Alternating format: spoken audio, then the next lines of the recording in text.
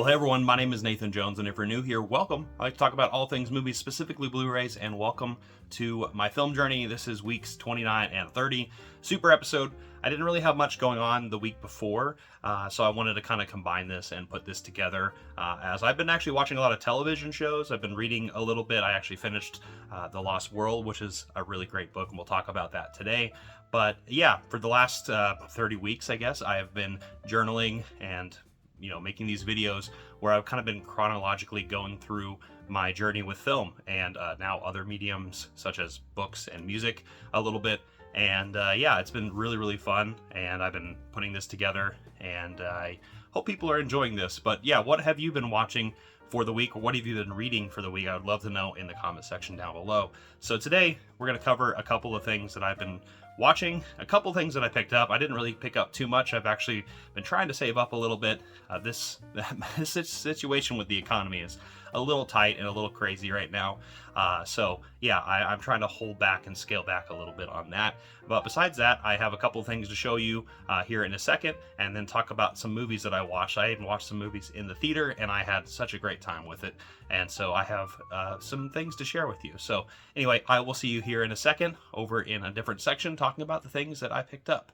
All right, now we are to the section of the video where I cover the things that I've been picking up for the last 2 weeks, which honestly, to be frank, I haven't really been picking up too much. Some of these have been gifts, and a couple of them are books, and so I have a couple of things. They're all movie related, except for maybe one that is, outside of that, but I've been on a big reading kick, and so let's just start off with the reading stuff. The first things that I got 2 books, actually. I went to Barnes & Noble not too long ago and got a couple of books. One is a horror book called The Ruins, which I've been wanting to read for a long, long time, but I've heard really great things about this. This is terrifying. I've heard various podcasts and people talk about this, and so this is something I'm really excited to read.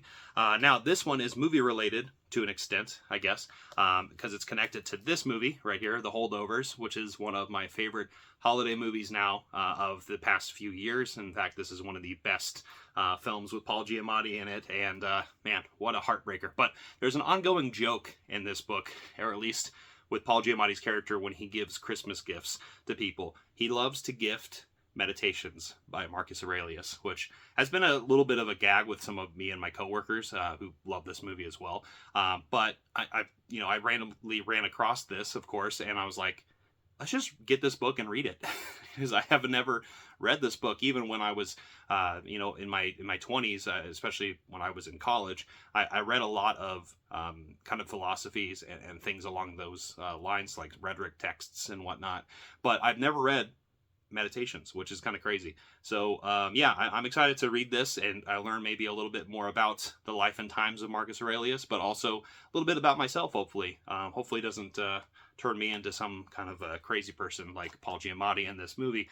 But yeah, I'm excited to read that, and so I have a couple of things to read, of course, and we'll get back to books here in a bit.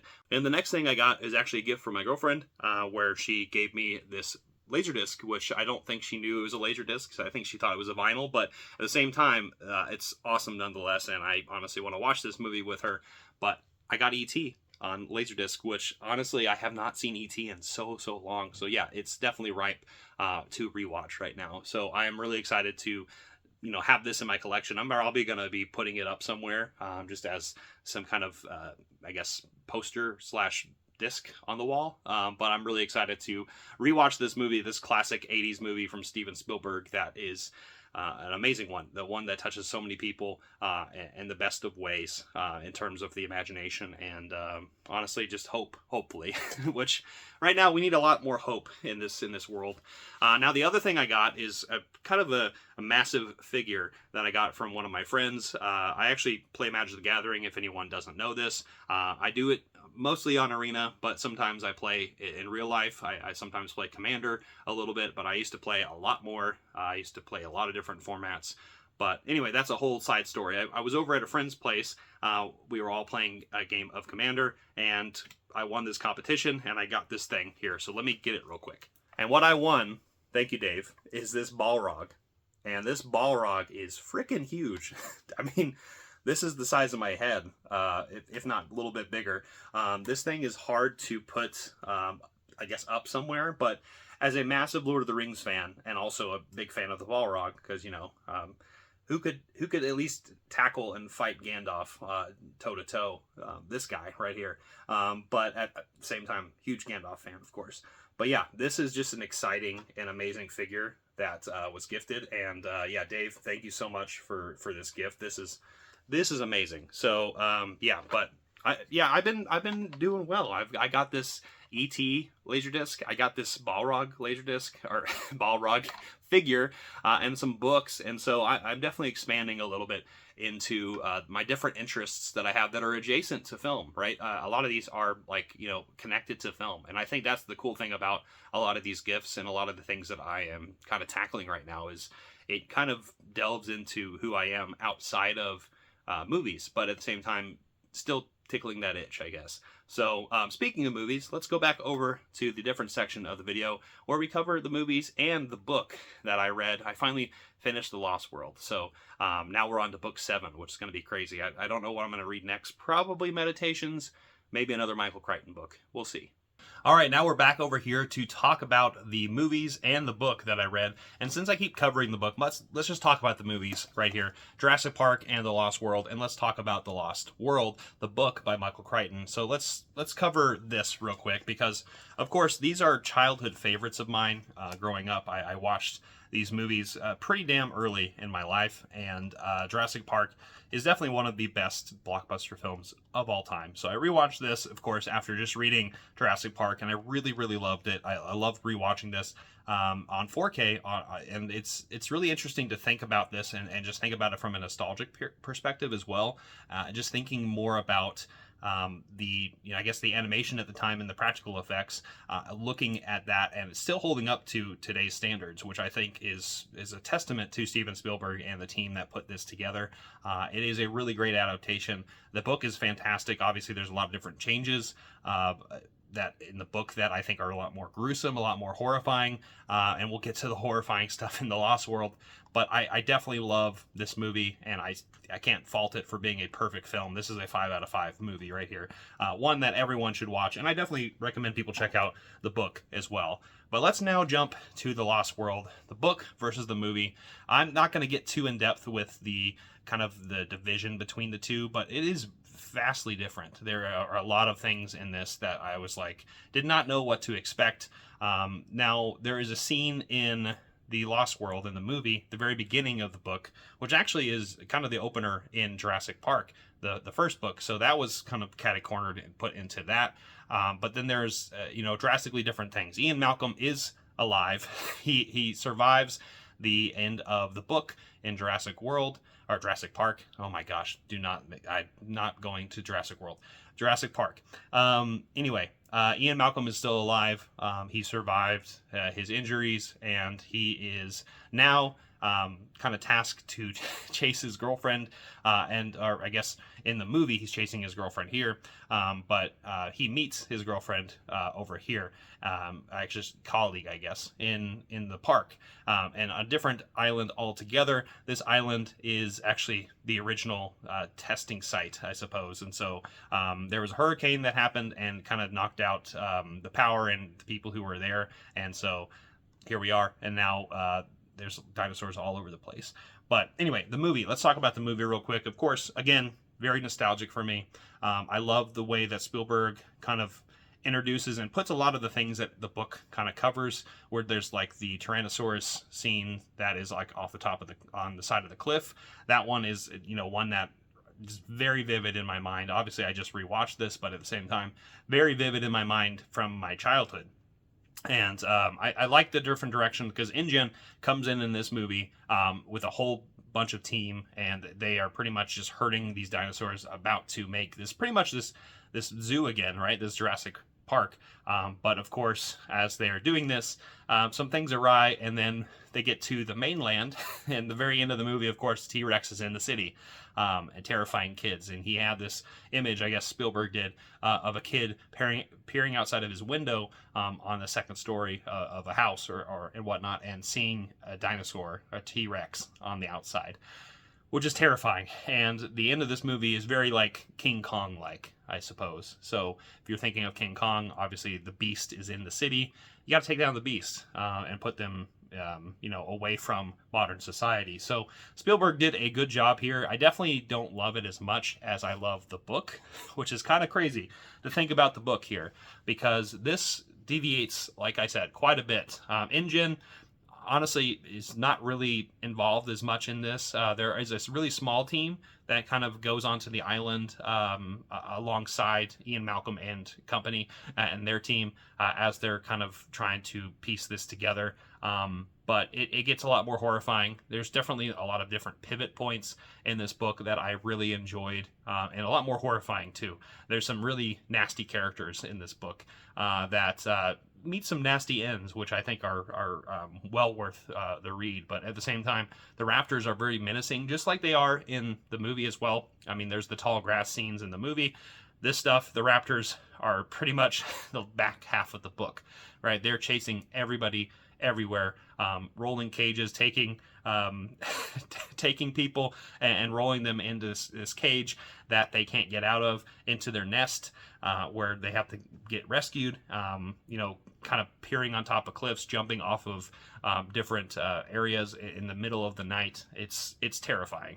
There are some really scary moments in this book, and I really, really loved the way that Crichton had wrote this and put this and pieced it together. It made my imagination kind of go wild, because obviously I have this other picture in my mind of watching this movie, and then now I'm reading this, and so I'm thinking more about my imagination in terms of what I'm visualizing and what it could have been. So it's really interesting, and definitely worth somebody's time to read this book, because it's a really good one. Lost World, I would say like a 3.5 out of 5, maybe a 4 out of 5. But the book, man, 5 out of 5. Really, really good read. I'm just excited to read more, honestly, and I'm probably going to be reading some more Michael Crichton books. I have Timeline over there. I might be reading that next, but we'll see about that. Now let's talk about some movies that I watched as well, on top of the Jurassic Park movies that I had watched. Now let's first jump into the movies that I watched in the theater. I went to my local Alamo Drafthouse and watched a couple of films. One is a very emotionally laden film that really is really deeply rich in the spirit. And then the other one is a family adventure film that I really, really love. And I love this. We'll talk about that here in a second. But let's talk about the one that's really tragic, the one that is a beautiful film that I definitely recommend people check out, especially if you are empathetic, right? I hope you are, if you're watching this, watching my channel. But I finally watched Nickel Boys. And Nickel Boys is a terrific film, very much in the way that it's shot. It reminds me a lot of a Terrence Malick film. If you've seen the film Tree of Life, it's a lot like that. There's a lot of intimate shots, a lot of shots that are really kind of puts you in perspective of the things that are going on around the story itself, which the story itself is a really sad one, of course. It's about two characters who are tragically linked into this boarding school that they are destined to have some tragic things happen to them, some abuse and a lot of mistreatment.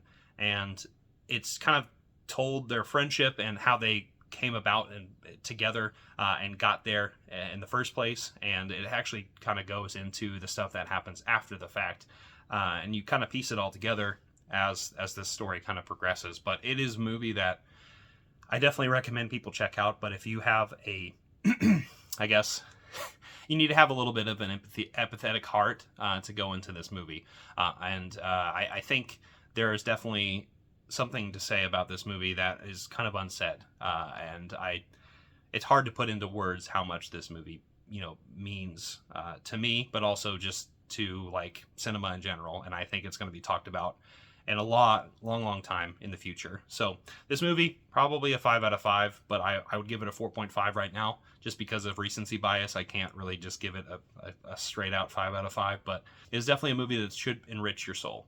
And the next movie that I watched is a very different pivot here. I watched Paddington in Peru. and this is the third Paddington film. I am a huge Paddington fan. In fact, if you saw in my other section, I have a Paddington book, a Paddington bear, my first two Paddingtons. In fact, right outside here, I have a Paddington picture.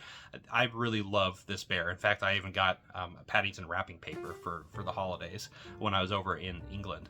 But regardless, I was really excited to watch Paddington in Peru. Of course, Paddington is back. Everyone is back except for his mom, Sally.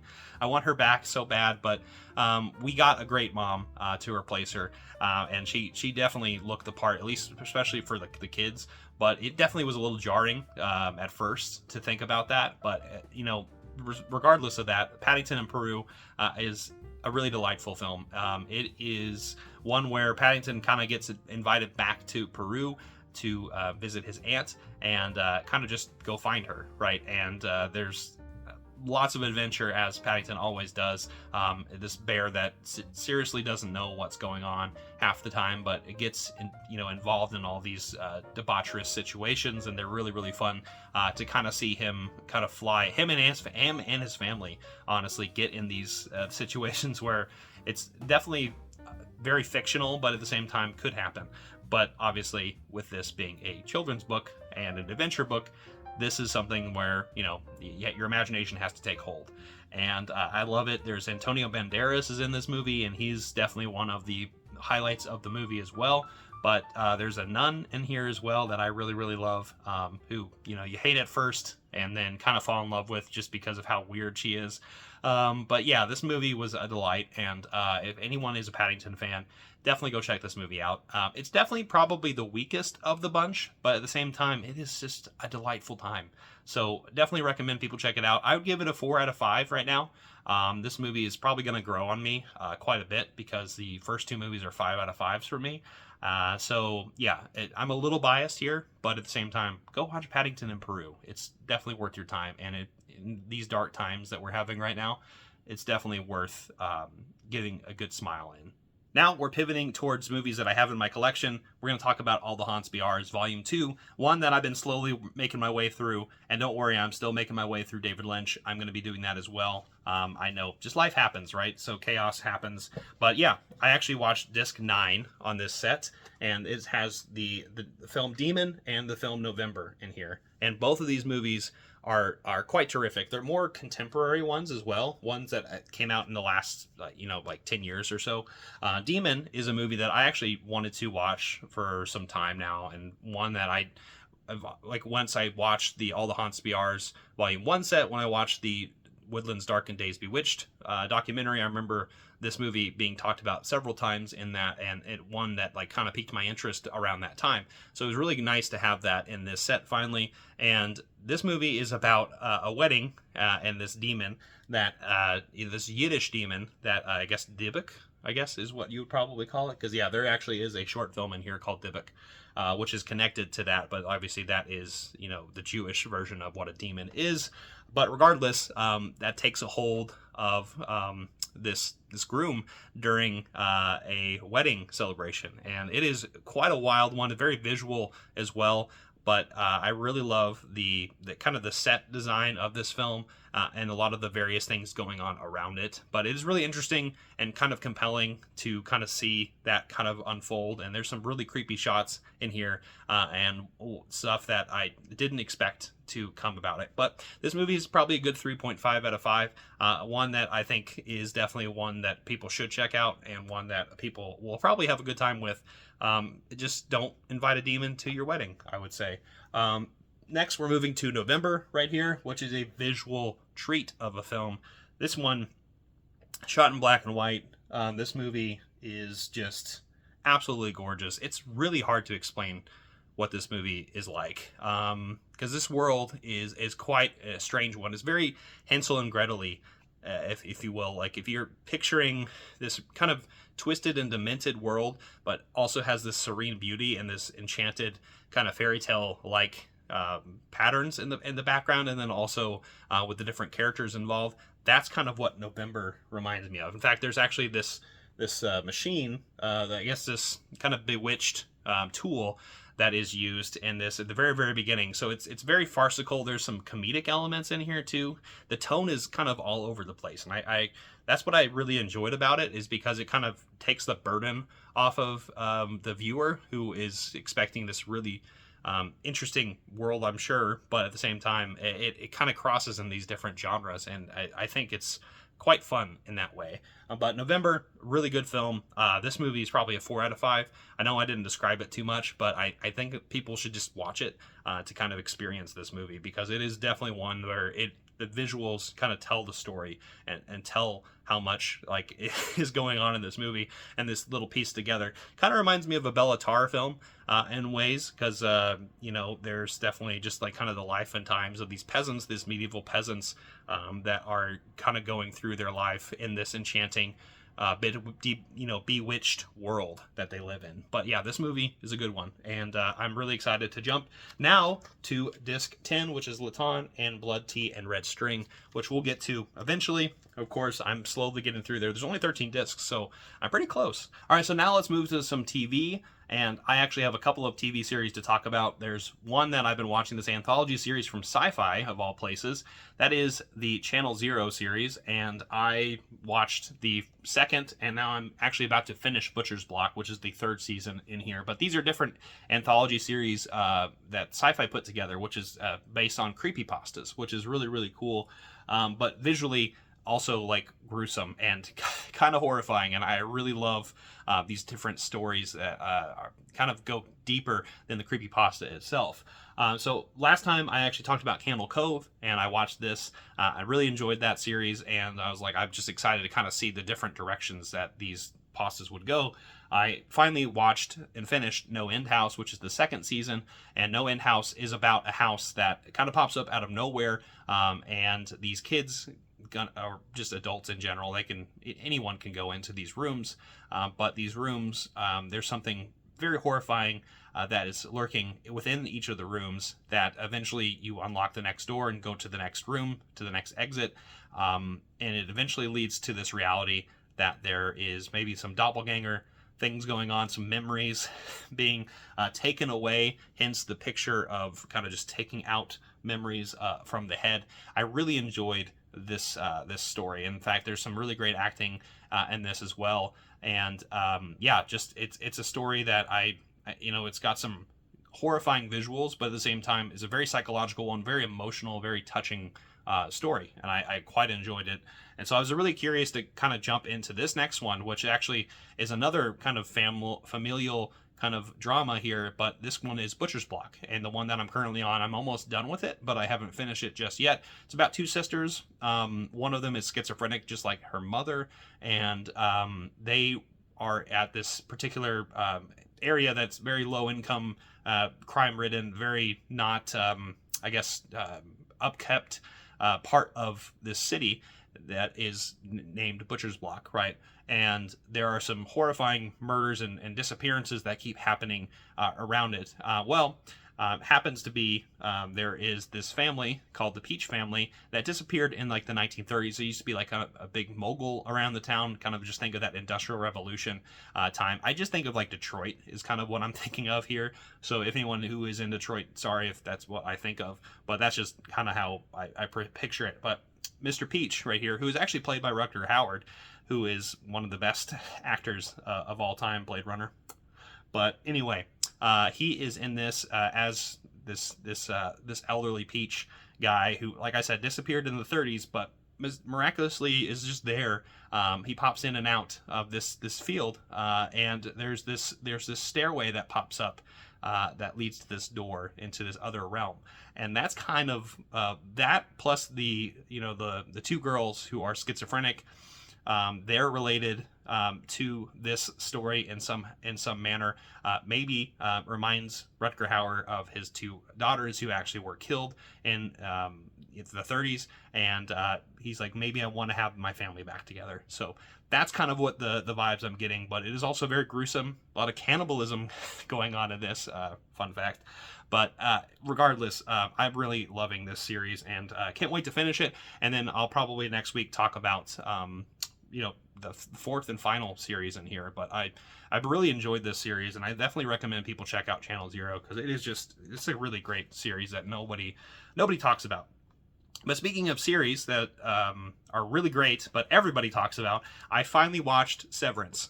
So I can finally say that I have watched the first whole season of Severance. I'm actually all the way up to date on season 2. I actually watched the first 4 episodes of season 2, which I'll cover more later because I kind of want to like sit with it, I guess, if that makes sense. But let me talk about the first season of Severance. I really enjoyed this series that is kind of created by Ben Stiller, has Adam Scott in it, and is also co-created by Dan Erickson. But yeah, let's just talk about the first season, where we have Mark S., who is played by Adam Scott's character, who underwent this surgery called severance, where he can take away his work-life balance and kind of go in to work and come back outside and completely separate those two existences. But Lumen, who is the corporation that he works for, is definitely more than meets the eye. There's something really bizarre going on in the background with these different departments and these different characters that are working for these different departments, and these long corridors and hallways that are pretty much just kind of draped in corporate just white, right? If you think about going to like a hospital, right, or maybe some kind of corporate building where there's these really blinding, really bright lights that are just like kind of just removes the life from the areas that they live in. And imagine that plus people who are just trying to figure out what the hell's going on while they're working. So I'm probably doing a really poor job of describing this. I'm sure I'm late to the party on this, but Severance is just one where there's some black comedy coming in here with this mystery that I really am intrigued by, and I really love the world building that the creators put together, and just kind of following Adam Scott's character and the various characters involved, how they're interacting with the environment that they're in is quite fun. And I love the split personalities because you kind of see a little bit outside of their work life with where they're at, just in general. And it's a delight, and it is getting more and more bizarre as the time goes on. Definitely recommend people check this out. This ends on a cliffhanger, of course, but at the same time, everyone knows you're watching season 2. There's some more weird stuff going on, especially episode 4. Holy moly, out in the middle of the wilderness, which I won't get into. But yeah, this series is fantastic, and season 1, a great start to a series that I think a lot of people are going to be talking about in the future. There's a lot of layers to unpack here. I don't want to do that here. One is because I just, it's very fresh in my mind, but at the same time, I need to rewatch it and kind of pick up on little things. There's a lot of details in this that I think is worth exploring. So that being said, I hope you enjoyed my little journey here for the last 2 weeks. I've been doing a lot, but at the same time having a total blast doing it. But let me know in the comment section down below what you've been watching, what you've been reading. I would love to know, and join in the conversation. So next time, actually, there will be another film journey with another special guest on the channel, and I'm excited to share that with you here in a bit. So anyway, be sure to give this video a like, comment, share, hit the notification bell, subscribe, and I'll see you next time. I'm not jonesing around.